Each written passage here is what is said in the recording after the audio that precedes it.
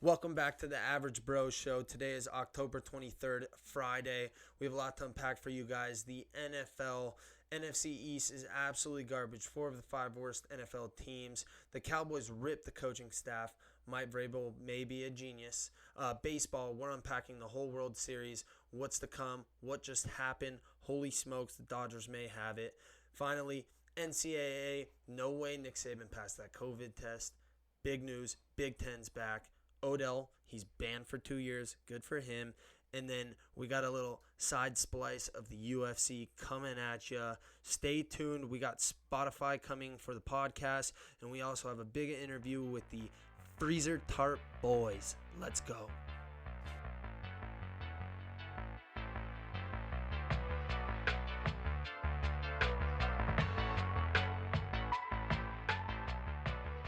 All right, boys, Week 7 NFL. We got a quick recap of Week 6. Here we go. Crown me King Henry, poor Deshaun Watson. Houston 36, Tennessee 42. Drew, unlock me a W. Should the Pats be worried? Huh? Denver 18, New England 12. Hey, hey, Philly dilly sweaty postman. Cincinnati 27, Indianapolis 31. Welcome back, Mr. Don Julio Jones. Give me a shot. Atlanta 40, Minnesota 23. We are the shitbag NFC East. Washington 19, New York Giants 20. Bye-bye Baker, bye-bye Cleveland. Cleveland 7, Pittsburgh 38. Battle of the Big Dicks. This one goes to Nick. Chicago 23, Carolina 16. Detroit versus Jacksonville. Who really cares? Detroit 34, Jacksonville 16. 1 thrust, 2 thrust, 3 thrust. You're out of here, Mr. Rogers. Green Bay 10, Tampa Bay 38. Fitzmagic's going away party. Bye-bye, Fitzmagic. New York Jets 0, Miami 24. We found Buffalo. Buffalo 17, Kansas City 26. Buffalo shows us their true colors. Energizer Bunny, Kyler Murray. Good night, Dallas. But welcome to first place. Arizona 38, Dallas 10. Here we are, boys. We're into it. Week 7 of the NFL. We got so much stuff that happened last week. The NFC East has 4 of the 5 worst NFL teams. They're fucking trash. They're trash. Joe, what do we got? Trash division. Philly looks like they played in that game. I had the over. They finished 28-30. I don't think they scored until the fucking fourth quarter, dude. It was bullshit. I don't think that game was even close. That's why we got live right now. Giants versus Eagles. I took the Giants because I think anybody giving up points for the Eagles, I could not give up points for them. I just can't do it. It's so funny to see, too, like, we're like, oh, this is a fucking terrible game. But in a way, it's like battle for the first place. So let's fucking get it. This is a playoff game right here. Winner can fucking make it and win the division title. The winner of that division, I saw like someone did a simulation of 100 different paths that they can make it in, and they have the division winner winning with 5 wins at the end of the year. Shut the fuck up. Should they host a fucking... Do they get in the playoffs like that? And they're adding a team this year, right? They get into the playoffs, and they host the playoff game. The first one. So Andy Dalton could end up being a playoff contender this year with the Cowboys. Oh, they're going to win it. They're going to win it. Unless fucking Carson Wentz becomes the Carson Wentz of 2 years ago, they're going to win the fucking division. Carson Wentz could never become the Carson Wentz of 2 years ago. He is a different guy. He hit the portal, came back as the real guy from North Dakota State, and he's playing like it. Yeah, he's kind of disrespecting all the gingers out there who had faith in him at first. He was the cinnamon cannon. He was their totem pole. He was on the pedestal. Yeah, good looking too. They're like fucking. It's like the complete opposite of Dustin May. Dustin May just fucking 1 L for the gingers with his face. He took the title from Carrot Top for a little bit there. I think Carrot Top got it back, but he took it for a little. But back on topic, how about the Cowboys just absolutely roasting their coaching staff? I mean, how do you let something like that get out? That's just bad publicity for that team. You're dog shit, and now you're gonna blame it on the fucking coaches instead of just the lack of effort. Obviously, the injury to Dak. I mean, I think it's a low blow, and I think that honestly that's gonna hurt them moving forward. I don't know how they can win games with that kind of bullshit going on in their locker room. Could they prove it with Zeke yet? Could they prove it was Zeke? Say in the comments. Poor Zeke, he's got like the fucking Fumbleitis. yeah. He's got the whole pressure of the whole franchise on his shoulders, and he fumbles twice. But weren't you just at the Cowboy Stadium, right? Welcome back, Alex. Welcome back. So I went to 3 of the NLCS games last week, and then on Monday night, decided we'd go take a little lap around AT&T Stadium, scalp some tickets for $100 from some dude. He was trying to sell them for like $300. We're like, no fucking way. He's like, I just need some money. What do you got? He's like, I'll give you $100. Oh my god. He was in all about it. That stadium is fucking massive. We got there. We ended up scalping those tickets like with, I don't know, 3 minutes left in the first quarter. Oh shit. Oh. We didn't even get to our seats because we were looking at the whole fucking stadium the whole time. Yeah, it's wild. So side note, before you continue with that, I went to Dallas Cowboys Stadium when Ohio State won the national championship in 2014. And I don't know if you can relate to this, but did you pull up on the freeway and like when you're driving up, you just see like it looks like a fucking spaceship, and you're like, yeah. holy fuck, what the fuck is that? And they're like, oh, that's a football stadium. It's unreal. Like at this game on Monday, they had both roofs retracted. So if you don't know the stadium, it retracts from up top and then it opens up on the sides as well. So they had everything open, and it was only 25,000 people, but dude, when you're over there walking at halftime in between quarters, like, dude, that place is like 25,000 people. That's like the biggest event going on in the fucking country right now. How quiet was it? Oh, it was, they tried to keep it going with their freaking crowd noises and all that shit, but I mean, dude, the place, one thing I will say, that place was packed with Cardinals fans. Packed with Cardinals fans. I don't know why. Kyler Murray's from Texas. Well, Oh, it's okay, like well, there you it's like LA stands though too. Aside from the Dodgers, like when you go to a Rams game and it's like 80% Buffalo Bills. Yeah, Buffalo Bills. I'm like, what are these fucking pants? Who Yeah. are these guys? Why are they breaking so tables? I think the Cowboys, it's kind of like a tourist attraction Yeah. where they get all the people, but that place is fucking, and it's so distracting. Like, I'm a huge football guy, and I'm fucking sitting there watching football, but like the kid side in me is like, fuck, I need to get up and go check this out. I need to go to the arcade, like the shit that they have in there. I'm like, why are we even watching football? Yeah, the thing that was a little interesting with the stadium and something that it really benefits you if you're sitting in one of the first 2 levels is because if you're any higher than that, you find yourself just watching the fucking huge ass TV screen they got, and at that point you're like, well, fuck, why am I not just at home watching the goddamn game instead of on this 1,000-inch TV screen? I know, that shit is wild. And to touch on your point, Joe, like, you asked if it was quiet or not. That shit would have been quiet even if it was packed to the fucking top of the stadium because Cowboy they fans, got their ass worked. they usually boo. I mean, they let Jerry know when they're not happy. So I was just wondering, were they vocal about it, or were they all crying? No, they were all pretty much crying. I mean, the That thing one that dude. is comical about that franchise is you have their fans that they think they're like the Yankees of the MLB, or they think they're like the Lakers of the NBA. Like, there's like this historic franchise. And they've just been dog shit for like since '95. Yeah, since the year I was born, I am the Cowboy curse. They will not win a Super Bowl till I die. I was born in 95 too. What year were you born in? '95. Yeah, so we're all the in curse. The Yeah. curse. The When thing we go that's down in the airplane, then they'll win again. Jesus, knock on fucking wood. the thing that's so fucked up about it is you go to a lot of other games and Cowboys, it is a historic franchise, but everyone's wearing the same jersey.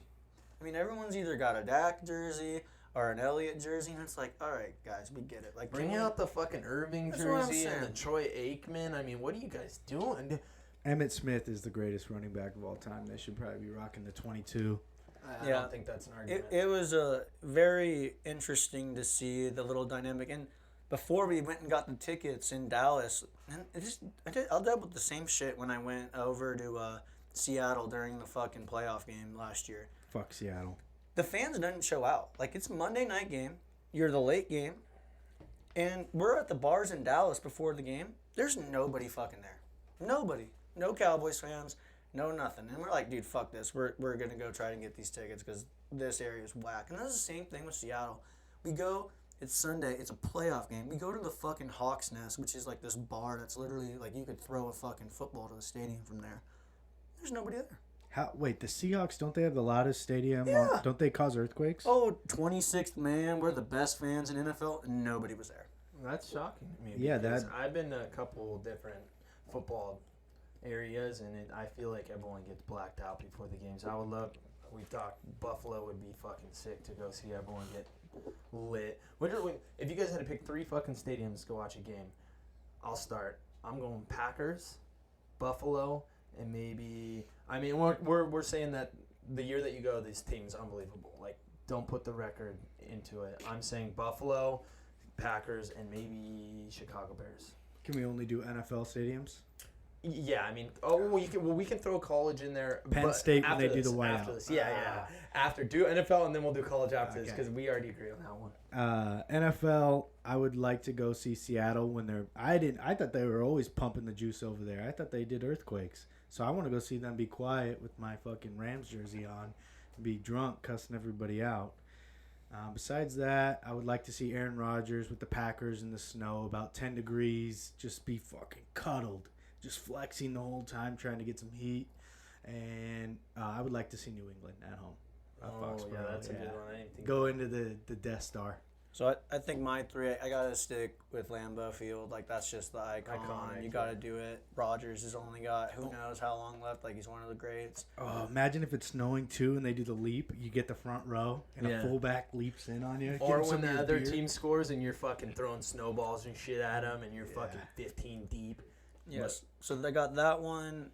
After that, I think I got to go to Kansas City. I got to see Mahomes and just the atmosphere they got going on there with their coming off the Super Bowl win and them just being loaded. I've heard good things about that place. Those fans are so boring, though. No, I heard that Arrowhead Stadium is the loudest stadium in the country. It might get lit, but last year when I went to Vegas for the Super Bowl, it was 49ers fans and then Kansas City fans, and it was the most boring year in Vegas. I go every year. Well, that's because they were all fucking tailgating. There was $2.5 million out front of the stadium trying to get tickets, and if you weren't getting tickets, you were tailgating out front. I mean, they don't care about Vegas. But usually Vegas is popping.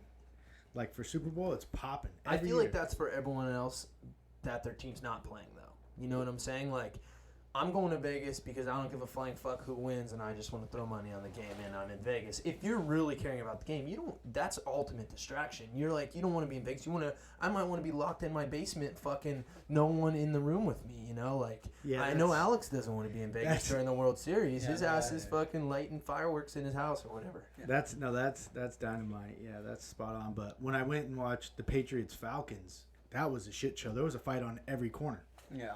All these people from Georgia are fighting all these dudes from Boston. It was electric. I loved every second. But then you get these guys from Kansas City and then 49er fans. It was if you get anyone from Boston in any city, I think it's awesome. You can just listen to them cuss at you and you're like, fuck yeah, this is jazzing me up. Yeah. And then I think my last stadium, this one's hard. I have to do a little tie action because I want to see Brady play. Like, you know, just like everyone wants to see LeBron play, everyone wants to see Mike Trout play. Like, you got to see it once. But how about the Raiders' new stadium? We got to fucking get in there. Or even the Rams. I'm going to Las Vegas this weekend. If I were able to buy tickets, I probably would have dropped whatever kind of money they needed me to drop for me to get into that stadium because that thing looks fucking nuts. Nuts. But college, real quick, we don't need to do a whole story on it. Penn State whiteout, Number one, I think that's a no-brainer. The towels. Give me a towel and a fucking white shirt. Nothing. Have you seen that video where the safety's like fucking jumping up and down and they're in between plays? Must have been right after a timeout and they're playing a song. Oh my god! And the whole stadium whiteout, electric. I love it. I love it. Electric. There is nothing more. They've been showing like the commercials of like college football's back, and the first thing they show is it like zooming into fucking. What do they call it? Camp? No, it's not Camp. No, that's Wisconsin. Whatever it is, Penn State. They're zooming in onto it, and there's 100,000. The whiteout is looks a like legendary. It's a legendary game. Everybody's wearing the same color. It's like a mind fuck when you're watching it on TV. You're like, oh my god, there's 100,000 people wearing white shirts, going white towels. If you're on the field, you're juiced. You're out of your mind. You're playing 10 times better than your normal self. It looks like 1.6 million people because it's white, so it's like endless, and then also like a sense of like maybe I'm in heaven because I'm watching football and there's 100,000 people. It's all white. I might have just entered heaven. Maybe this helicopter might take off. There's so many towels. I thought it was coming up. I mean, it was rolling. So Penn State, I've been to Ohio State, but I love Ohio State. Got to throw that in there. LSU, no doubt. But side note, when I was in South Carolina, the best stadium I ever went to, Georgia, dude. Georgia's fucking sick. The Seizure Stadium. Oh Seizure my. Stadium. If you ever get a chance, yeah, they're a fucking. Them in Alabama just throwing their little pom poms. How Dude, about with where the Notre lights? Dame plays? Nah, I don't get any hype out of that. I feel like it's a bunch of guys drinking IPAs, coaching on from the stands. Oh, he shouldn't have run the draw right there. We should have got the 36 counter. I don't want to party with those guys. I saw that though. Jesus is like it. Yeah. It's like I saw how they're doing like the light thing now though. That is The light thing. trippy, What if a dude. guy has That's a what seizure? I was thinking. I'm watching that and I'm like, there's got to be like A seizure guy. liability issues there because it's freaking me out. I'm watching it on TV. Yeah, it's an intimidation factor. Jesus, what kind of rat hole did we go down? We might just fucking link up the. Besides those two stadiums, though, I would say Virginia Tech when they come out to Enter Sandman. Oh yeah. I want to be there for that. That gets me. I watch that before I go do sales on YouTube. Dun, dun, dun, dun, dun. And the team running in, I'm like, okay, that's me going in to make the sale. I right think now. if you just watch anything with Enter Sandman, you get fucking jazzed up. So the fact that it's a football game too, you're like, fuck yeah. But I remember Ohio State played them like the second game of the year a while back, and they came out to Enter Sandman, and They were I ranked. was fully wrecked. Yeah. Fully wrecked. And besides that, I would say the only other game I would want to go to in college is the Cotton Bowl, Oklahoma, Texas. It doesn't get more lit than that. That's two teams that hate each other. You're gonna have 110,000 people going wild. Oh! A side note: I have to add a fourth. Camp Randall, jump around end of the third quarter. That's probably one of the craziest things I've ever seen on TV. If they're winning or they're ranked super high and they do jump around at Camp Randall. Is it only when they're winning or good though? No, I think they do it at the end of the third quarter, regardless of what's going on. But Jump around down by 40. Jump around. Jump around. They're all crying. yeah, no one's there. It's just the players. No, but that shit's next level. But shoot, I mean, we might as well just link college football and NFL together because speaking of college football and NFL, Mike Vrabel, ex-Ohio State, that guy must have got his PhD. He might be a doctor because he pulled some fucking buffoonery this weekend. Did you guys see what he did? When he put in 12 guys. Yeah.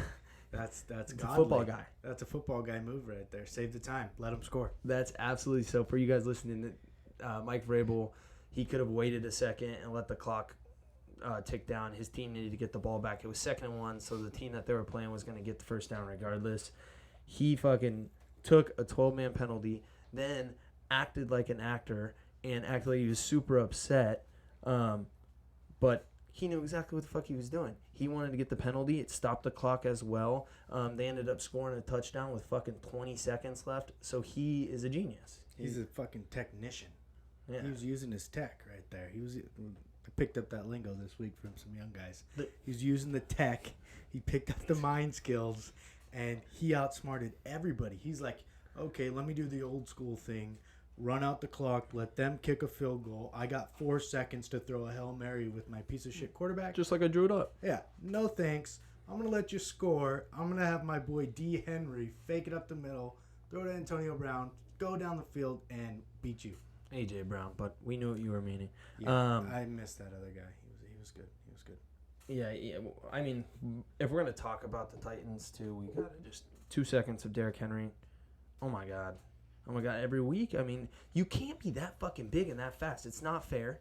I don't know where the fuck they made this guy. D-Train. That's his name. D-Train. I know. D-Train. Get the fuck out of the way. Imagine you're sitting at corner, right, and they throw a little toss pass to Derrick Henry, and you're the only person in between him and the end zone. I'm throwing rocks. I have rocks in my pocket, and I'm throwing. Or do you do like the either faked injury before he even gets to you, and you're like, oh, like I cramped, or cherry like pick. You could do the cherry pick. Or you jump absurdly right. Yeah. You could do the reach, like put your body to the left, reach to the right. Oh, I missed him. The trip tackle. Yeah.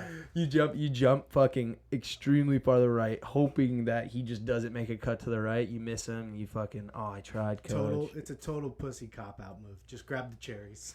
Pussy cop-out move me fucking 100% of the time with that guy. That guy is a fucking beast. I was seeing that there was a stat or kind of a line of him and Von Miller They're like, I don't know what you call it, attributes next to each other. I think they're both 6'4", they're both like 260, and they both run 4.53s. They're the exact same person, except for one plays defensive end, outside linebacker, one plays running back. It was insane. I was like, holy shit, Von Miller runs the football now? I think any Derrick Henry, D-Train could play any position in the NFL. Like, if he wanted to practice kicking, he'd probably be good at it. Yeah, I agree. I'll sign him up for anything. If he just asks me hey Gage, can I play this position? Absolutely, man. But just don't look me in the eye anymore. Finally, I think we're going to finish it off with football-wise. The Green Bay Packers got TB 12-inched. Not even close. I mean, he had a good game. He played great, but I think it goes more on Rodgers. Had the Rodgers game that everybody expected. Everybody wrote him off this year that he was going to suck. I have him on my fantasy team. I've been loving him. And it was just expected. It was due. He was going to have a bad game. He was playing a great defense. Devin White is a pit bull. The middle linebacker for the Bucs is animal. His arms. He's from LSU, right? Yeah, his arms are like kind of short. He's got a huge 50-inch chest, and he's got little waddle legs, and he runs a 4.4.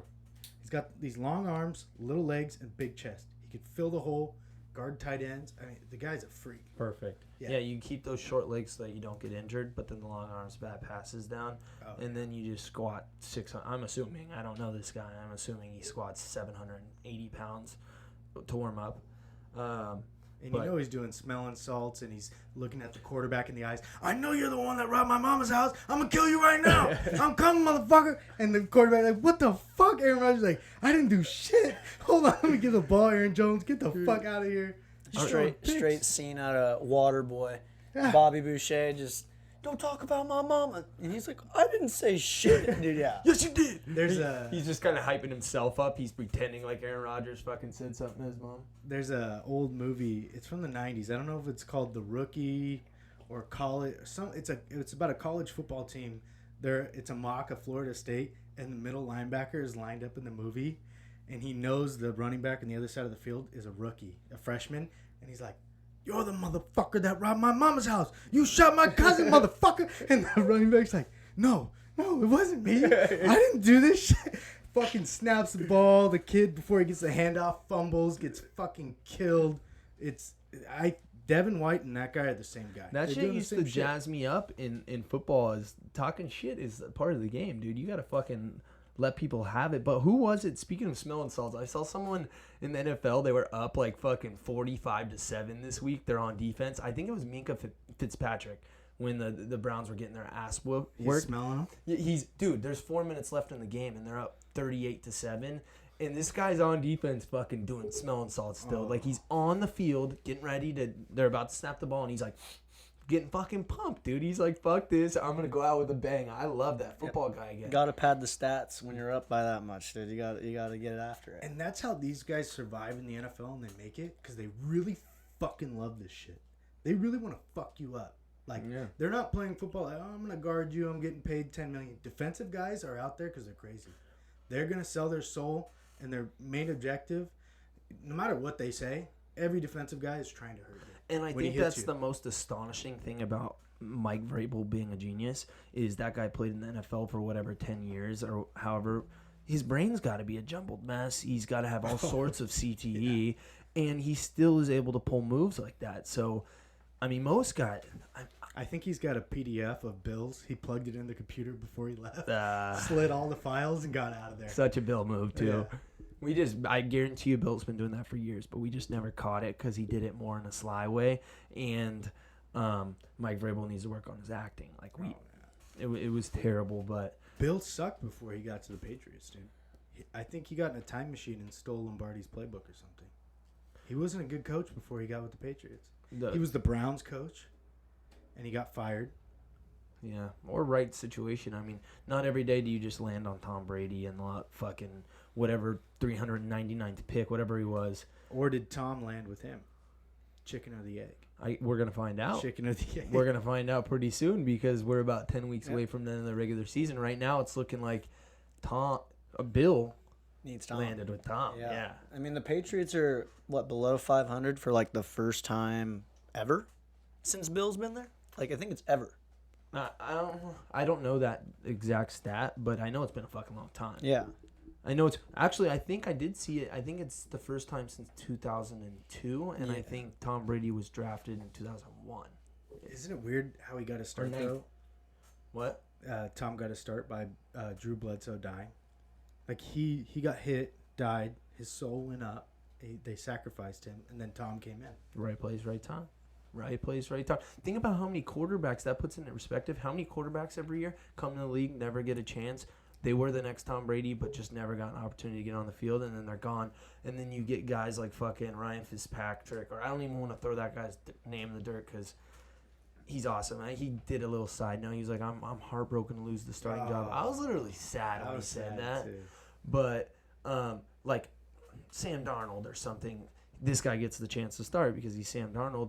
But one of the guys that was a backup doesn't. He never gets a chance to play, and he could have been Tom Brady. It really puts it into perspective. Tom Brady just fell in the right spot, right place, right time, because he looked like shit when he looked like a string bean. He fucking couldn't run. His arm wasn't strong. Yeah, he looked like wasn't shit. a prospect. I think that's the one thing baseball has on football is that baseball has these little leagues in these random cities where they bring guys up and they're able to expose themselves and get, stats in, where football just, guys go to die on the bench. If you're on the bench, you're losing your career. And these guys know it. So only 32 quarterbacks start. Imagine if they had, 3 small feeder leagues and you got, this guy in single A ball is destroying it. Who is this? Let's bring him up to triple A. Oh, he sucks. He threw 7 picks. Yeah. Later. Technically, you get 4 games in preseason. Go ahead. Yeah, and I'm glad you brought that up because let's say they start that like minor league system for the NFL. You are going to get some of those guys that are just dumb as fuck that have to go to some JC or they can't go to a D1 for grades. They're just going to get to go and play. You might get some fucking better talent in there. I will say the best talent for football is not in the NFL. They're the guys that didn't make it. Well, what's that show that they have? That Second Chance U. Oh, Last Chance U. Our Last best. Chance U. Yeah, Oh, yeah. dude. I mean, some of the best football players I know were retarded. Like some of the best football players I know were legit retarded. And I mean, just give the guy a chance. I mean, quit making him get straight A's to play on the football Yeah, team. I mean, look at the politics of the NFL. And I like Gronkowski, but like he doesn't play for a whole year, and now they're just down to get him and give him another shot because of his last name. I mean, you're telling me that there's another never was out there who is as good or better than Gronk right now? I'm telling you right now, there's a guy bagging groceries at Costco that it could be the number 1 tight end in the NFL. Yeah, I think. And he just couldn't pass stats. For sure. And it's bullshit. Because that guy, football, they have all these stats and everybody always tries to do numbers. Football's an effort game. And there's some shit that guys just feel. Like there's guys that are freaks and they just feel the game. Though you can't replace the feeling. Perfect example, Fulgham from the Philadelphia Eagles. That guy was probably 2 games away from you never seeing his name ever again. I mean, he wasn't playing. He would get a snap here or there, but he was gone. He was done. This season was going to end. He was never going to get picked up by another team. He was a nobody. He went to like fucking a small-ass school, what's the school? Old Dominion. Old Dominion, I think, is where he went. And boom, he has 1 good game. Boom, 2 good games. I bet you that guy will be in the league for at least a couple years. And he'll make a couple million. His family happily ever after just because right place, right time. He got a chance in the shitbag Eagles, which we're actually watching right now. So, yeah, dude, fucking football's a wild sport. Dude, Fitzpatrick said it right, dude. He said this fucking business is a strange business. Fitzpatrick just won 24-0 last week against the Jets, And he's benched. and he lost his job. And it was funny what he was saying. He's like, I walk into it's the only job where like you get fired technically because that's technically what happened to him, And you stay around. Yeah, and you walk into the guy that fired you the next day, and you're like, oh, hey, coach. And then the guy that took your job and got hired instead of you, you're like supposed to help him and like show him how to do your job. Yeah. Hey, these are my accounts. This is what I do here. You just do it like this. I think the craziest thing about the NFL, too, is you get all these analysts that they just try to predict how fucking great these guys are going to be in the NFL, and 80% of the time, they aren't, especially at the quarterback position. Look at Jamarcus Russell, the biggest bust of all time. And every analyst, he's going to be great. He's going to be great. But if you hung out with the guy for 1 day, you'd be like, holy shit. This guy is a fuck. This is a dumb fuck. Get away. I wouldn't draft him with the 7th round pick. Yeah, it's quarterback's a strange position to try to draft. Like, there's so many things that go into it, and like, number one, I think that no quarterback should ever be considered a serious contender. And I hate saying this because Tom Brady's obviously that one exception, but unless you have a complete cannon, you're not going to be great in the league, because nowadays, like, you need a strong arm to make these crazy throws. You see Josh Allen, obviously Patrick Mahomes, all these younger quarterbacks that are tearing it up, they have cannons. I think that's the number one thing you got to look at, and then someone who's mentally strong. Yeah. I think a big question that I have too is, like, let's just take recent football. Let's do last 5 years. In the last 5 years, has there been a quarterback who has been good that whole time that isn't Aaron Rodgers or Tom Brady? The whole 5 years. I was talking about this with one of my buddies the other day, and I feel like the generation we were raised in, and like when we really got into sports, for me, maybe, like 6 or 8, whatever it is, we have these set quarterbacks between Drew Brees, Tom Brady, Aaron Rodgers, Russell Wilson, even Eli Manning, Peyton Manning, those guys that they stuck around forever, and they were literally like the face of the franchise, and you knew they were going to be good every year. Teams were going to be Big Ben. Big Ben's another one. Yeah. And like, it's so weird now to see like that's not the case anymore. And I think we're starting to see that new generation come in, but it was crazy to see that like those core guys were in the league, and you're like, oh, if Big Ben's on the Steelers, he's good. Even now, Big Ben's on the Steelers, oh, they're good.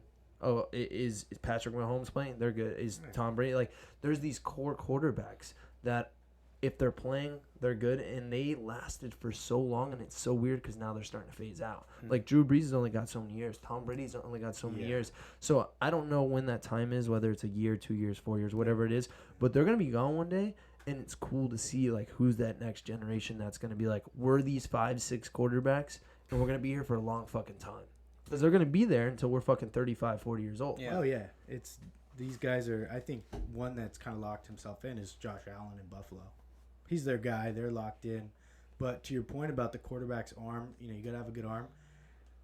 I think it's really about mentality. A quarterback leads your team, right? He's going to be in charge. Like, you look at a guy when you draft Jamarcus Russell. I'm going back to this. But the coach said the first 2 weeks he gave him film tape, and the tapes were blank. And he goes, hey, Jamarcus, out of those tapes I gave you, which play did you like the best? He goes, just bullshits on. No, he goes, all of them. Yeah. And the coach goes, really? You liked all of them? He goes, I loved all of them on blank fucking tapes. But then you go, he has arm strength is there. But then you draft a kid like Lamar, and he gets drafted, and hungry. The one thing he says, I'm going to win this franchise a Super Bowl. Mentality, hungry. He wants it. I want that kid over arm strength. Maybe it doesn't pan out. Maybe he'll never win. But then you got the other side of it, like Patrick Mahomes, who's like obviously freak athlete, freak arm strength, all this stuff. Dude, he said as soon as his second year in the league, which was 2 years ago, he was like, I just am starting to learn how to really read defenses. Like, he went through all of college, 2 years of the pros, and he was free balling that shit. He's just like, oh, he's open. But his arm strength was so good that he can just trust his eyes. Most quarterbacks can't do that. You get like a Baker Mayfield, fucking bastard, that can't trust his eyes because his arm's not Patrick Mahomes. So he sees a guy, OBJ, oh, he's open. He throws it. By the time the ball gets there, he's not open anymore. That ball's gone. Well, Patrick Mahomes put the ball to that fucking receiver before that DB even flinched. So there's two sides to it, and I agree with what you're saying, but I'll take arm strength over brains any day. I feel it. I'm just more of a leader. I like the general. I like the general running the troops. And I respect that. I fucking respect that. But boys, let's get out of NFL. Let's move on. We got baseball still left to go. We got NCAA. We got a big UFC fight still too to talk about. So let's get moving on. Boom. Boys. We're back. World Series action. Baseball. Alex, what do we got? All right, we got the Dodgers back in the World Series for the third time in 4 years. You know it. Hey, Alex, fresh back from the NLCS as well. How was that? Dude, craziest trip like as a diehard Dodger fan, even if you're not a Dodger fan, just a baseball fan. Like I think you had the best trip of a lifetime. that's what I'm saying. Like the only thing I could even well, if they finish it off and they win the World Series, it's one of those stories you talk about. Like I know it wasn't 3-0, like it was in 2004, 3-1, but close enough. 3-1. You're the lucky charm. That's what I'm. Yeah. Well, I don't know about that, but hey. If Alex wasn't in the stadium, they may have not made it to this point. They wouldn't have won. Yeah. That's solidified in my mind. I mean, guys, it was crazy. We walked over there before the game. You see where all the players are coming in from their buses into the stadium. You're yelling their names. They're looking over their shoulders like, who the fuck's going to kill me right now? Because they haven't heard anybody cheering their names as they walk in since fucking spring training. Since now. And Bellinger's high as fuck. He's like, what the fuck's going on right now? Yeah, so we were there Will for... Smith hit a home run off Will Smith. Yeah, so we saw them, and then after every single game, we're back out there cheering them on. They're going crazy. They got their kids there. They're going crazy. It was nuts. But... Globe Life.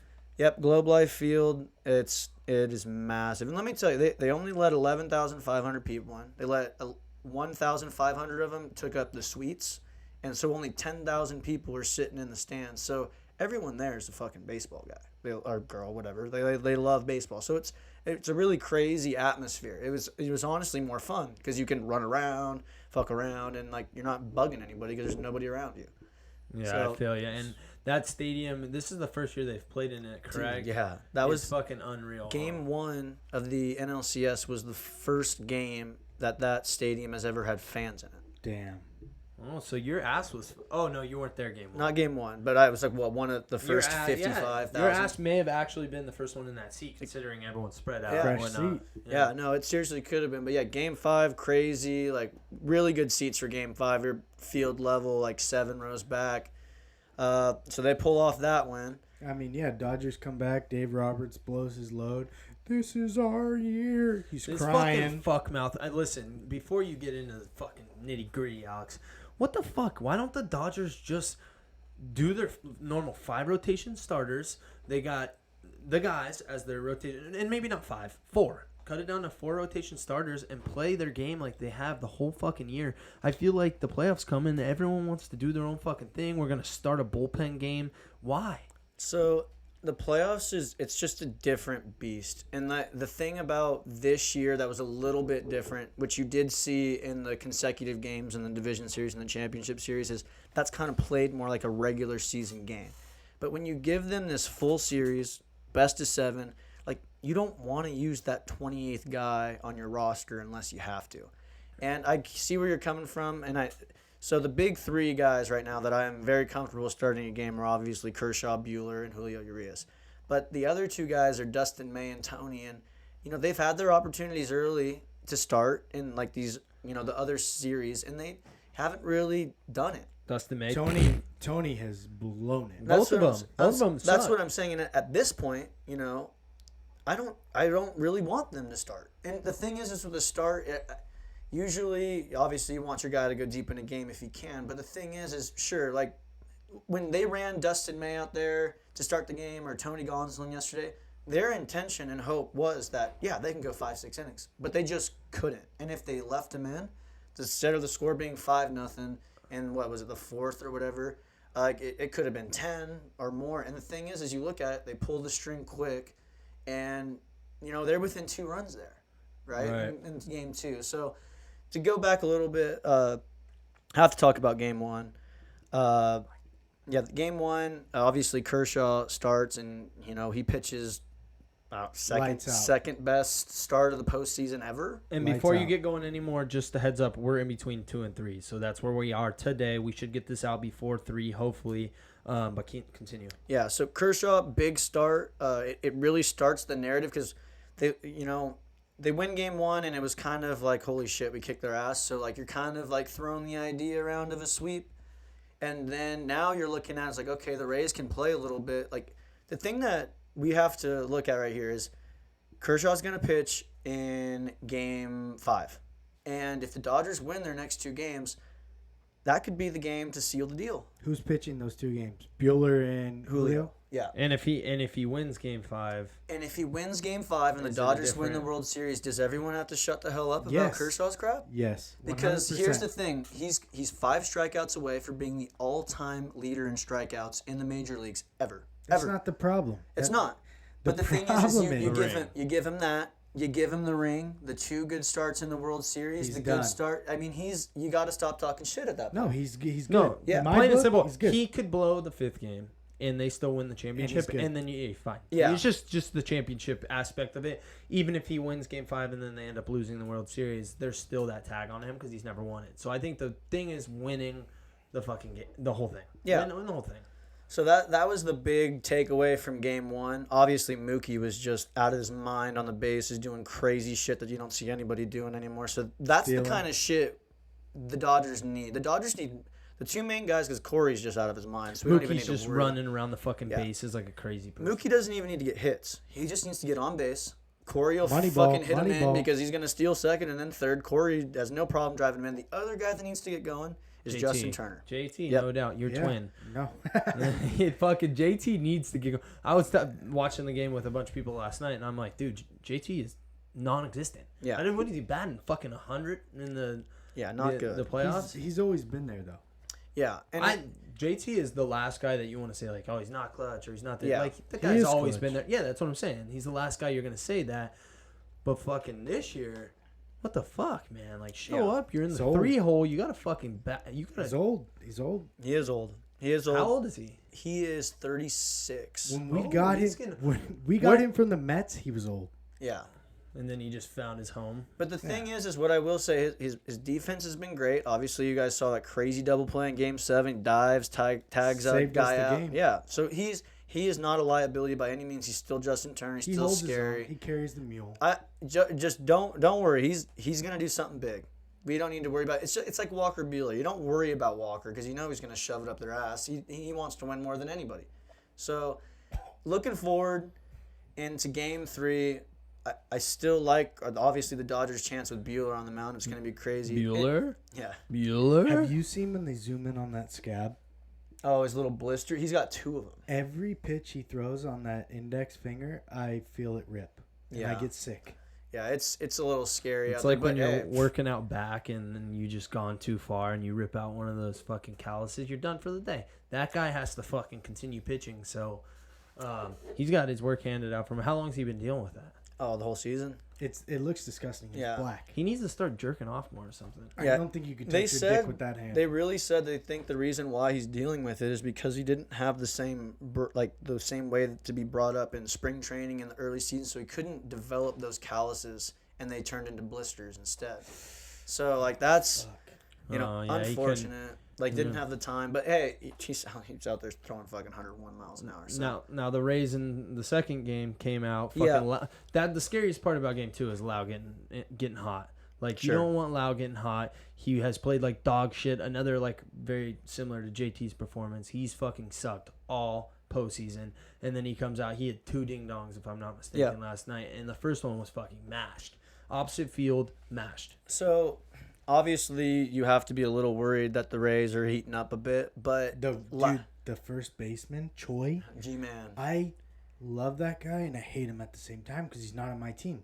If that guy's on my team, I'm dyeing my hair red probably right now. Yeah, it's like the guy from the Clippers, fucking Patrick Beverly. Oh, yeah. Another guy like similar. Fucking, you hate that guy if he's not on your team, but if he's on your team, you're like, oh, I love that guy. Yeah. I love that guy. So, yeah, no, looking into Game 2 a little bit, like that the Rays played outstanding. Like, they played great. Like, Snell came out, he shoved up the Dodgers' ass for 4 2/3. I know that Chris Taylor hit that homer, but, like, up until then, dude, he was no-hitting us. So, like, you gotta tip your hat a little bit. Everything went their way, and the Dodgers still only lost by 2 runs. Right? What about the guy on the Rays that's from Cuba that came on the boat? Randy Arozarena. That guy, I can guarantee you, I don't know how long his contract is. A Rosarina. He will be on the Yankees sooner than later.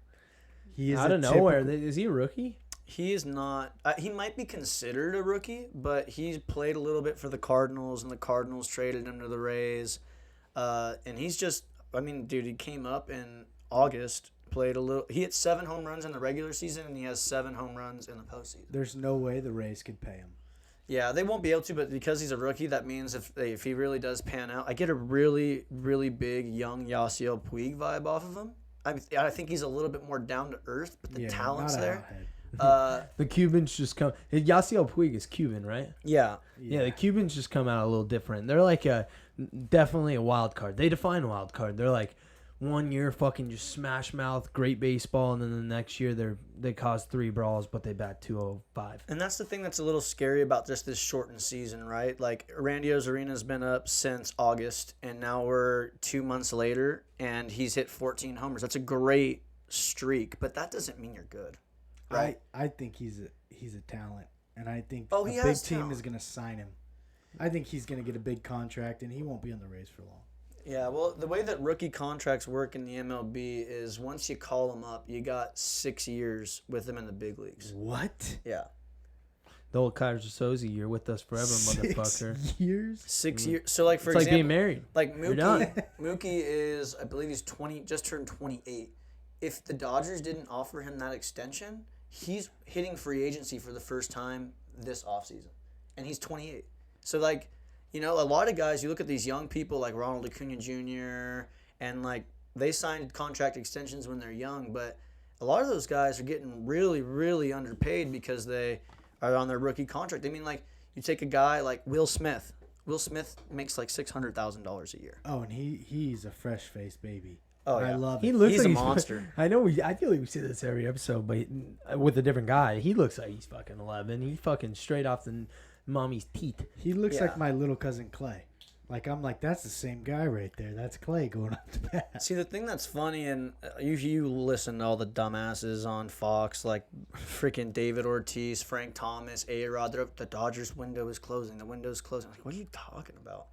It never closes when you got millions and millions. And to it pay doesn't him. close when you got all of your best players, with the exception of Kershaw and Mookie, on their rookie contracts, and they're under freaking 26 years old. Like, how is your window closing? It doesn't close when a guy like DJ Peters is just sitting there waiting to play. And he's probably playing on a lot of other teams. And- He is playing on a lot of other teams, and he'll probably play pro baseball. Yeah, on no, another the team window next year. never closes for the Dodgers as long as they've got a good, like higher up executive staff running them.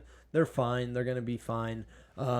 But the big thing too is, how old's Bueller?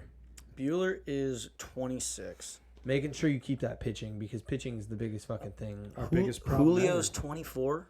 Tony Gonsolin's 25. And Julio- Dustin May is 24. How old is Julio's- Gonzalez? Gonzalez is fucking 24. Pause real quick and think about how much fucking experience Julio's had already. The guy's 24. He's been in the World Series every year that he's been in the fucking league. He goes out there with one eye and he fucking throws a strike every time. He made his debut at the Dodgers when he was 19. He was pitching in the freaking postseason.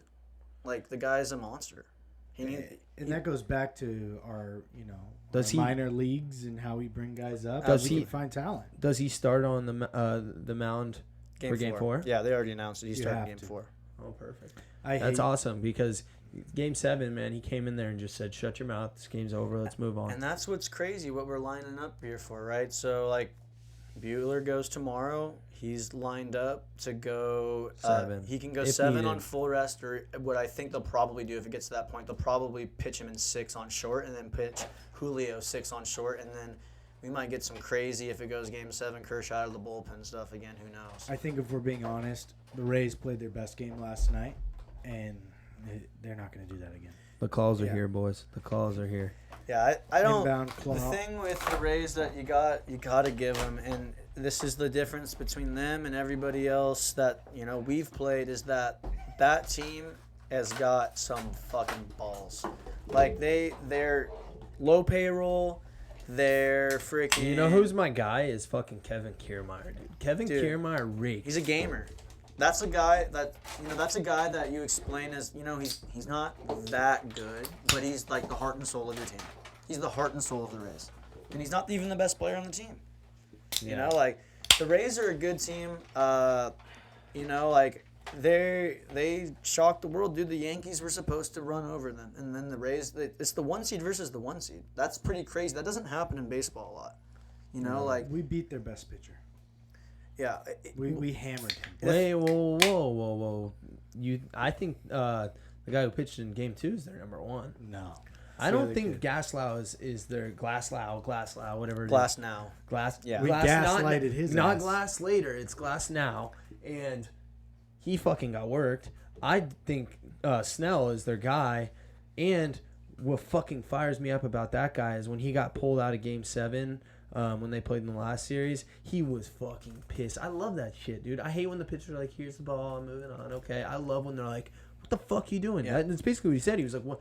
He's like, "What are we doing here?" That's what they read his mouth, and he's like, "What the fuck are we doing?" I love that out of him, and he came out. He got a W in the Game 1 Game 2. The thing that's so cool about this World Series is that you're taking probably the two most in the numbers, strategic, play the percentages, and you're seeing like when I watch the Rays, I feel like I'm watching like I know the contract was still pretty high, but like in like the 2014, the 2015 Dodgers, like you really get a vibe from that. They got their rotation just how we had Greinke, we had Kershaw, we had Ryu.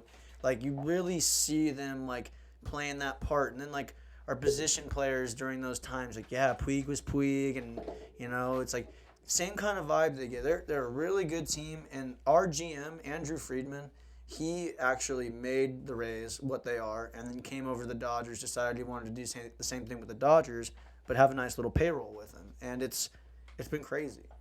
All right, so we got Buehler going Game 3. Hopefully Julio, or you said it's already announced, so Julio Game 4, Kershaw Game 5. Hopefully it doesn't even have to go past that fucking point. So keep your fingers crossed. Hopefully they got it fucking down packed, Game 5 done, and if they have to dabble into Game 6, hopefully they're up 3-2. Yeah, that's the goal. You want to go into Game 6 with 3-2, and then you can try to do what we did in Game 2. You try to piece together and steal a win, and if you lose in Game 7, you got Buehler. We're not going to steal a win against this team. Dave Roberts always overthinks himself. He threw out that. I think he should have thrown Dustin May in the first, not Gosselin. I think that the two games that Dave has managed so far in the World Series deserve a lot of credit, especially Game 1. Kershaw was dealing. After the 6th, he decides we got to take this guy out. I'm going to give him his full rest. He's going to be good to go. And then who do they put in? They put in their secondary backup guys, and they went out, and a lot of them got rocked and did bad. But what did Dave do? He saved innings. He brought them back out the next game, and all of them did better. All of the guys that did shitty in Game 1 did better in Game 2. And that is a big deal. You build the momentum. They have today off. They're not going to pitch in Game 3. So in Game 4, they're going to be ready to go. They have that momentum. They were able to hold them back. They were able to, build off of their outing.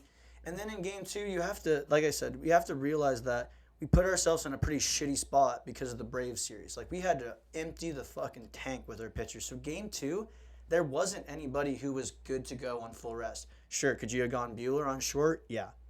But, why do that when you have a long series? You've been playing the percentages all year. Like I said last night, that was a must-win game for the Rays. If the Rays lose that, this shit's over. No, I get you on that in strategy in baseball. They're playing for 7-game series, but I feel like the Dodgers have done that the last 5 years. And when you smell blood, you take it. You squish. You push hard, and you choke that motherfucker out. So I mean, the thing that's unfortunate about the shit talking that Dave gets is, look at the stuff that's blown up and hasn't been good for the Dodgers, right? So Kershaw, I'd take it back to 2019 and gets the back-to-back bombs.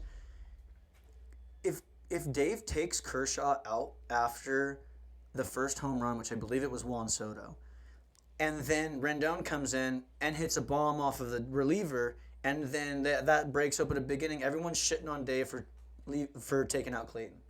But right. So it's like Dave can't win. So it's pretty much the Dodgers win or Dave gets shit on, which is kind of unfair.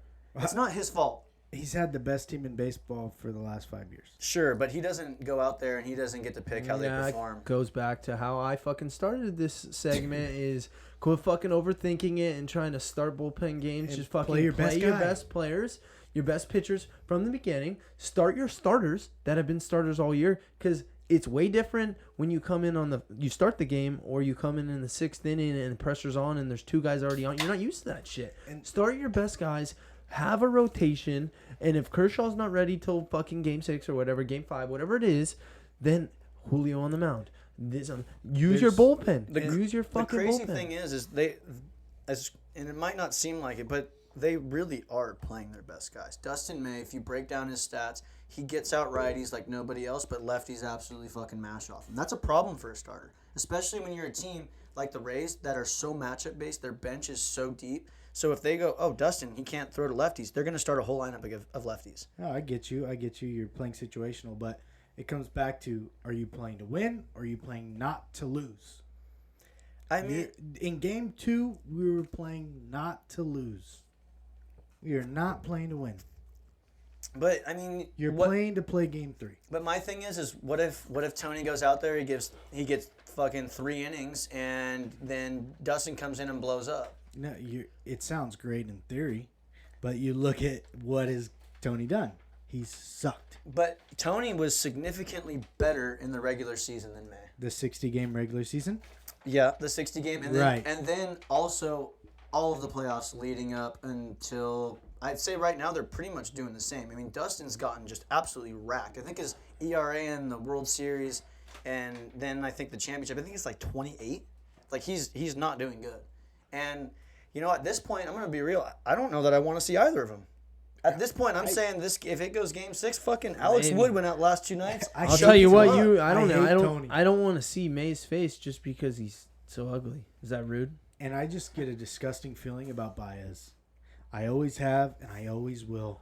Every time that guy comes into the game, it's like the cloud. The cloud's falling him out. Would you rather falling see him out. Baez or Kenley? Kenley, 100%. Let me down with the guy I've been watching since I was a kid than the... Paulo my Baez has language. been on the fucking Dodgers You're forever. right. He's probably like the 3rd longest guy in the team after Kershaw and Kenley. Right, Yeah. and he's been letting me down for that long. At least when I've watched Kenley, he's won some goddamn The games. thing that I look at it is this ring is, if they get it, it's for Kershaw, it's for Justin Turner, and it's for Kenley. Those guys have been around the whole time. And if you even want to take it a step further, it's for the guys that should have got one when they were there. You know, like, you got to play for that. Like, those guys. Matt Kemp, We got, Matt Kemp, Rich Hill. Like, you got James Loney, you got a bunch of guys. Well, Russell Martin came back. Russell Should Martin have got came a back, ring. but like you got guys that they deserve to get rings in 17, and Utley. yeah, Utley's another dude, like a ton of people. So the thing is there's the Dodgers and the Rays are very similar. For them to win this World Series, they're gonna have to use all 28 guys. So at some point, we're gonna see Baez. We haven't seen Trinan or Kenley yet, so expect them to see them in Game 3, which is good. Kenley, his last 2 outings, I don't know what he did, but he's throwing 94. Trying to pumping that fucking gas. Yeah, the 97 gas. fucking sync piece is just crazy. I think he's doing better because right now he's not the guy and he's getting doubted. So he's stepping up to the plate. He's like, okay, you know what? I've been with this He's got nothing to organization. lose. I just got to pitch my ass off. This is it for me. If we don't win this year, I'm probably not going to be on the team next year. And if I am, I'm not the fucking closer. So this is all I got. Yeah, no, I think that's true. But like I said, Kenley is a lot like Dave Roberts. They're in a situation where they either win and are praised or just get absolutely wrecked. Think about Kenley's job. He either shuts the game down and does his job like he should, or he loses and everybody hates him. That's rough. That's sports. You're getting paid to fucking win. But that specifically is a closer role. Like think like Dustin May, right? Like he goes out, he gives up 2 in the first in Game 7, and they come out and they win. Like if you fuck up early, you can always come back. But if you fuck up in 9th, you're done. Because you're the man. What is the discussion here? You're the man. You close the game out. You win. Mariano Rivera. Oh, he blew games. Right, but he's a Hall of Famer because you know about the wins. Yeah, Do you but hear about the games he blew? No. He's a fucking winner. I agree. That's all it is. You're the closer. You have the big dick swinging.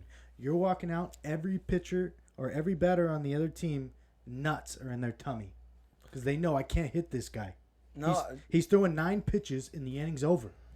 yeah, and I mean, that's no secret. I mean, Kenley is not 2016 Kenley. He's just not. And like the thing is this is why Dodger fans get mad at it, because they think he should be. And I don't know about you, but like 4 years ago, I could probably jump higher than I can now. Like, you know, like, you get older. Yeah. Like, shit happens, right? Like, he's been throwing fucking 94, 96 mile an hour cut pieces for fucking, I don't know, close to 10 years now. Like, that shit wears and tears. And, like, you know, like, you go out there and sometimes your shit doesn't work. Like, why'd Mariano Rivera retire? Because he wasn't as good anymore. I get and that. Kenley is getting to that point. He's got one more year on the Dodgers after this. And he's not going to be the closer And he's next year. but if he goes out there and he fucking, let's say the next 3 games, he goes boom, boom, boom, 3 days, close.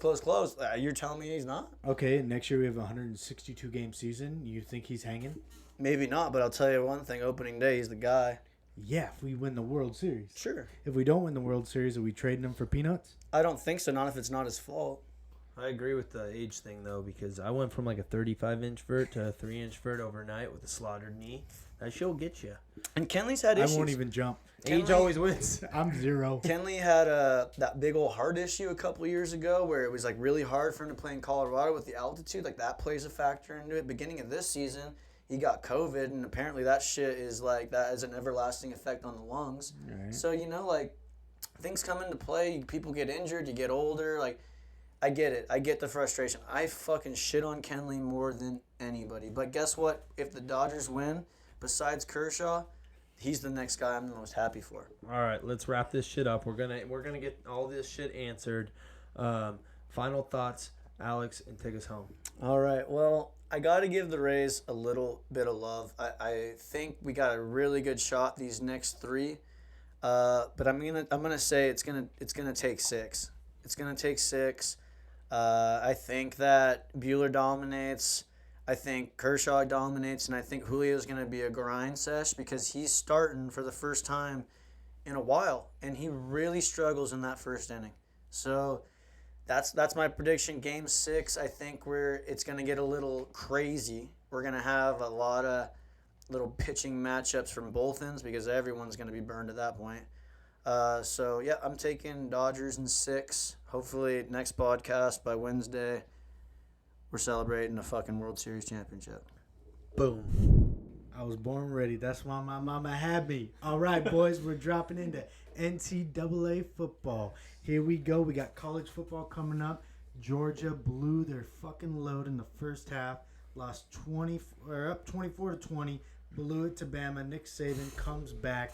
He didn't pass that fucking COVID test. 3 tests in 3 days.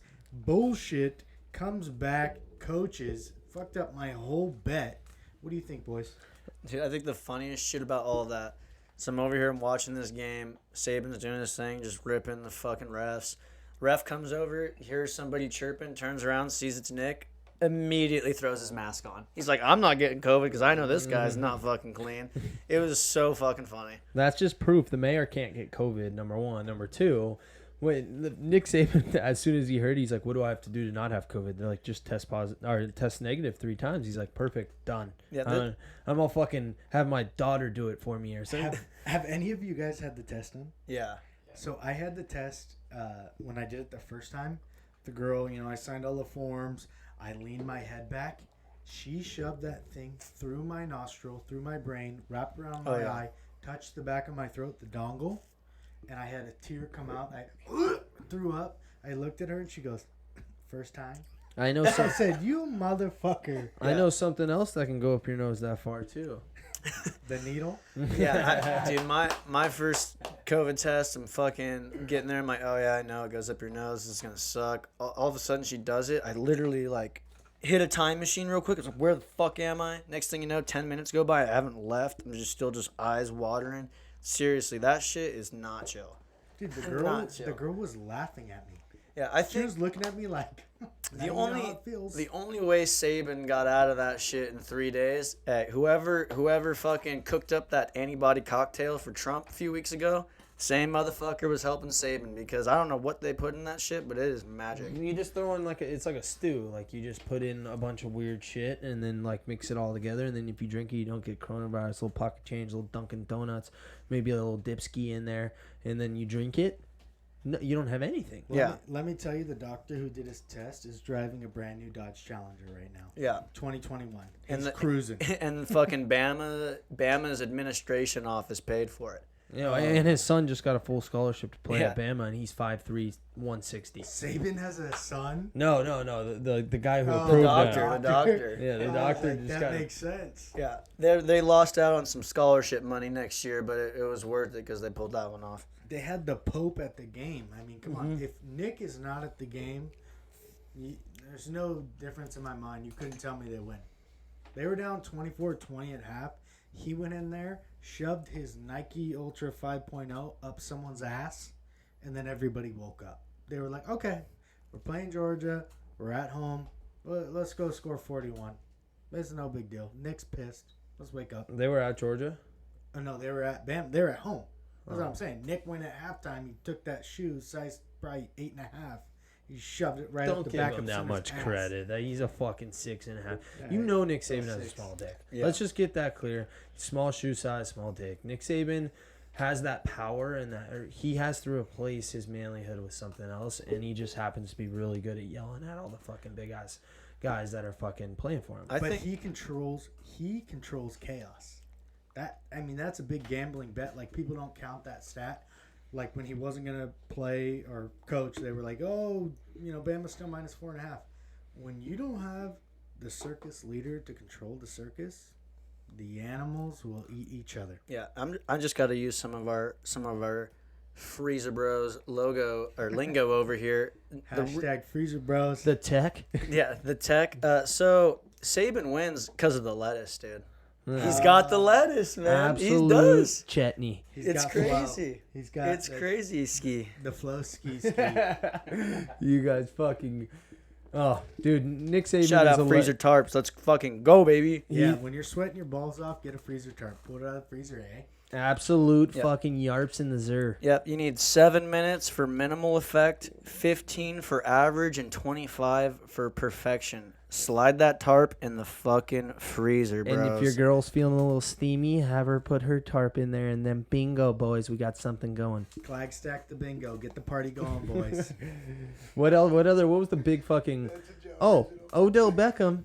Yeah, we'll smell ya. 2 years. We'll see ya. Quit handing yeah. fucking monies to minors, you fucking weirdo. God damn it. And get open for the Browns, you But- fuckface. You know what? I love that he went to LSU. He didn't win shit when he was there. I don't know if he won. I don't think he was there in 2007 whenever they won the Natty with Les Miles. I don't think they won shit.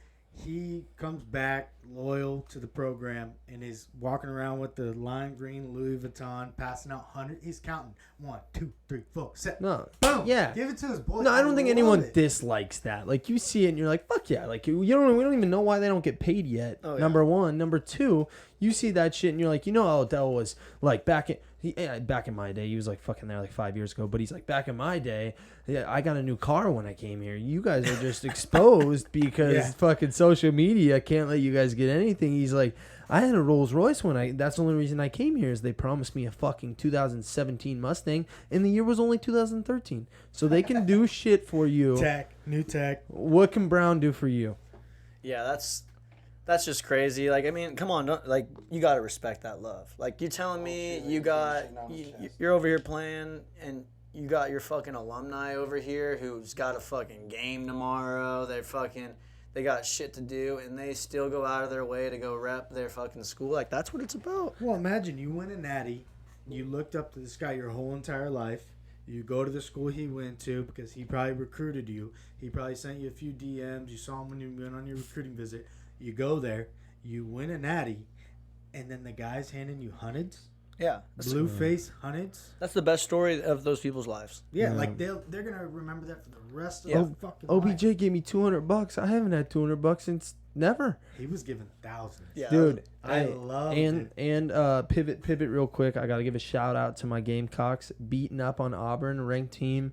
They look fucking good. I might fucking bet on them every week because I'm a fucking freak show. It is what it is. Also, Florida State, Joe, you called them out at the beginning of the year. They showed up and put it right in North Carolina's B. Reavers. Who have I been calling out since the very beginning of the year as a fraud? Well, Sam motherfucking Howell. okay. I knew that he is not a Heisman candidate. He is not the man. And all it took was it was either going to be Georgia Tech, Syracuse, or shitty Florida State to expose them. 3 weeks ago, front cover of our blog was, let me give you a PSA, Florida State sucks. They still suck. Well, I know. North Carolina is just Showed frauds. up. They showed up, though. North Carolina's still a top 25 team. They were ranked number 5. They didn't know how to handle that. They never fucking been there. They were freaking out. They're like, what the fuck's going on? Look at the rest of their schedule. They'll lose 5 games this year. I'll bet you on that. That's a side bet. We'll talk about that. And check it out. They're side bet. Me and Joe are going $40 on North Carolina. Five losses. We're going a 12th of a unit. I'm fiending. And then Clemson should not beat up a team in their same conference like that, 73-7. They should not. You're not playing a high school team, dude. How do you score 73 points? And our boy DJ. Ugalagalaba. God, I want to say it right because I love the kid. I don't dude, want to so disrespect. Before you continue with that, yeah, little. Dude, we used to fucking play football with this kid when he was like 8 years old. I mean, he looked like he was 14, but I'm not gonna lie. Obviously, he's fucking amazing, better than any of us could ever imagine being at quarterback, and I was a quarterback. So, but when I thought he was 12. He was only 8. So I used to watch this 12-year-old, and I'm like, oh, he's not that good. I didn't know he was fucking 8 years old. He was out there slanging the rock. This kid went from your typical. I mean, we kind of knew because he was Polynesian that like when you hit puberty, it's times 50 when you're Polynesian. So he went from like a little kid to just an absolute hoss overnight. I saw him all of a sudden at fucking St. John Bosco, and boom, this guy was just a grown up. And I'm like, oh my God, I used to like have that kid behind me and try to explain to him what a quarterback's supposed to do, and now he probably looks down on me like 7 inches, and he's like, ha, child. So the first time I ran into him was when we used to train with Alicio our junior year at 5 in the morning, and there was a kid there who was about 6'1", about 210. I'm like, hey, Alicio, what school does that guy play for? He's from Riverside. He's in 6th grade. He only plays baseball. I said, huh? Yeah, he throws about 88, 90. I said, you don't play quarterback? He kind of plays, but he's not really into it. He's going to be a pitcher. Kid turns out to be a 5-star St. John Bosco, win a few fucking college or what's it called? High school national championships. Now he's the backup at Clemson. He's going to be the star in your front paper. He'll be in the NFL. Dude, he'll be on the Jets. He seriously used to like. He's a Jet. So he was on my same 7-on-7. He wasn't on the team, but he used to come to our 7-on-7 practices and play. And I'm like, who's this little kid? Like, so I would be throwing 7-on-7. I was the starting quarterback of that team at the time, and I'm playing. And every once in a while they'd be like, hey, we're just gonna throw this 8th grader in, and he's gonna get some reps. I'm like, I didn't care. I'm like, please just give my arm a fucking rest. Cheers, by the way. And so I'm fucking sitting there, and they're like, have this kid come in. And I'm like, who the fuck is this? He's like 8th grade. Like, all right, go ahead. He's slinging the rock, whatever. Like I said, I blinked my eyes. He's fucking playing for Clemson. So good for fucking DJ. Let's try it. Ugalai Velo. Ugalele. Before we switch over from this Clemson topic, before we switch over, I was watching this when we were in Arlington before the baseball game started. They put in their punter to play quarterback, right? Because DJ had a hurt shoulder. Okay. They didn't want to. I looked all into that. I was very nervous about us as I like to advertise him. I would like him to be great. So when I saw he didn't go in the game, the punter went in. I'm like, what the fuck did he do? Here's a question I have, because I mean that game was out of hand after the first quarter. What is the cutoff before you take the starter out in a game like that? Because I felt that even though they took him out, I felt they left in Trevor too long. You get a gut feeling where you're like, all right, this team, it like mathematically based on time left and score, like you're like, they can't come back. And reps. I think if you're being, number one, even when you're playing a stupidly shitty team like Georgia Tech, you still, like Trevor Lawrence probably didn't get the longest offseason, anything like that. They wanted to keep him in to get his chemistry because he has a lot of new guys on offense. And you want looks. Even though Georgia Tech maybe doesn't have the best players, they could have a corner, a linebacker, or a safety that's a projected first or second round pick. So then the offensive coordinator is running plays against that guy to see if Trevor can hit that throw.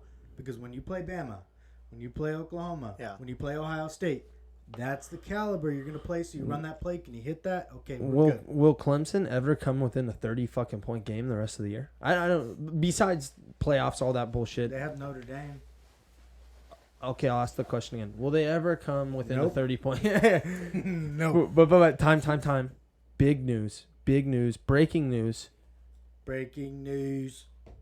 The Big Ten's back. Let's go. Go Yeah. fucking Bucks. We got fucking football's back. If the Big Ten's back, I don't care. Fucking SEC. Oh, they're the best fucking conference. No, Big Ten's back. Big Ten is back. We got Penn State. We got Ohio State. We got Michigan. Michigan lines up with Minnesota. This sleeper. I don't know if you have that on your card. I don't even know what your card avoided is the game at all costs. because you don't know shit about it. I agree with that. I'm not even touching the Buckeyes. They're 26-point favorites. Not touching that. But the Big Ten is back. Minnesota, Michigan is the game, the highlighted game, Saturday night. That is going to be big time. And my gut, I fucking hate Michigan. My gut still tells me, all emotions aside, Minnesota's going to fucking beat Michigan. And they're going to do a little goodbye parade for John Harbaugh. Do they have the players? Excuse the only me, Jim. thing that I didn't have time for this week. Does Minnesota have the players that they had last year? That's the only thing I didn't take my time to look into. They have the same coach. Row the fucking boat.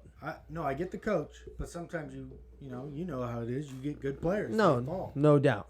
I think that's something that we'll find out in week 1. I know that they lost quite a bit, but I think that they still have their core on offense. Number Does one. Michigan still have a Number shit two. show in recruits? Like they get all the bad seeds like Texas? Well, Michigan is already looking forward to Ohio State last game of the season because their big brother has absolutely just fucking worked them for 18 years straight. So They have no chance in that game. They overlook every little minor game like that because they're already looking towards Ohio State, and Michigan's gonna get fucking worked against Minnesota. It's at Minnesota. It's cold. It's shitty. Jim Harbaugh didn't even think they were gonna play football. I think he's still arguing with the AD and the fucking administrative staff over there on whether or not coronavirus actually exists. And they're done with him, huh? Yeah, They're done arguing. Well, he loses. Minnesota's going to throw a little goodbye parade for Jim Harbaugh. It's going to be like, oh, have a good one. It was nice seeing you. At the big house? It's in Minnesota. Okay. So they're going to throw it Definitely at lose. Minnesota. So when the buses drive into the airport, they're going to have the goodbye parade. They're going to have a couple stupid-ass comments that Jim said. It's going to be awesome. Are they going to do him I'm like all there Lane for it. Kiffin? Kick him off the bus? Yeah, bye. Bye. And then fucking wild card. Jim Harbaugh is going to get hired by Alabama as the offense coordinator next year. Revamp his career. Yeah, fucking, we know how the story goes, but fucking Big Ten's back. Nick Saban's a fucking COVID genie wizard. Odell's banned for life And for helping kids. What a stupid LSU. I know you got to follow the rule book, but stupid. the only nice thing that Odell Beckham's done in his entire life, and you're going to punish him for it, the guy just wanted to give some fucking $100 bills. Would it be better if he was passing out joints? Or what do you want Odell to do? He's just giving a couple $100 to each kid. Maybe Justin And he said Jefferson they were got fake, fucking... And he said they were fake. Right. I mean, come on. He covered his ass, but that's all we got for college football this week, guys. We're going to give you our picks on D-Gen's Corner. Don't miss that shit. Tune in. With that, boom. Thanks for giving us a listen, bros. Smash that like button. Subscribe to never miss a podcast of the Average Bros. And with that, good night and good gambling.